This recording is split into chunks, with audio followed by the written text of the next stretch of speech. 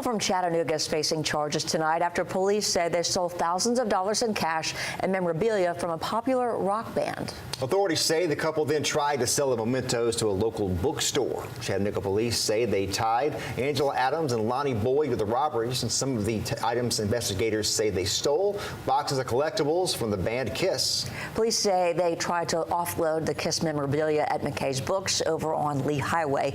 News Channel 9's Alex Guidich-Prodich learned the employees at McKay may have been tipped off about the stolen goods. Alex.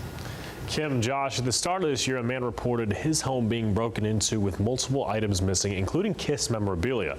An arrest shows that these two suspects over here were caught a week later trying to cash them in.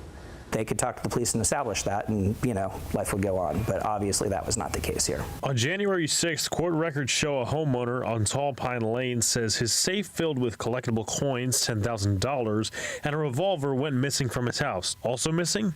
Kiss action figures. At that point, I just let all of our buyers know to keep an eye out. Police didn't find the suspects first.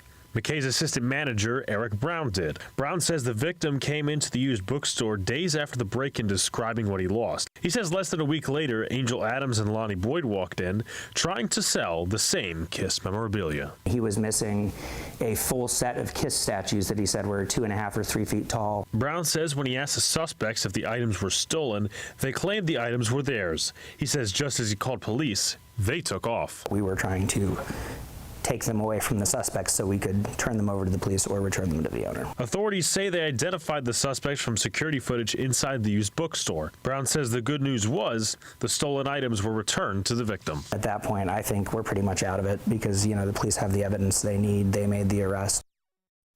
According to the affidavit we obtained, authorities say the second suspect, Lonnie Boyd, has an extensive history of thefts in Hamilton County. Josh? Alex, thank you. Adams and Boyd are expected in court next Tuesday.